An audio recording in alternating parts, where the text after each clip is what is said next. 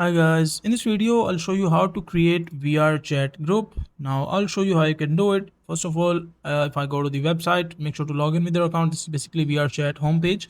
So after that you can see this option called groups. Just click on the groups, and inside the groups you will see all the groups. Either you have owned any groups, you have joined, you have group invites, or you have blocked some kind of groups. So you will see all the list if you click on the plus minus button. So you will see the list of all the groups attached here. Now if you want to create a group, you can just simply see this button called create group. Now if I click it, so you can see this, that it says you must have a VRC plus supporter.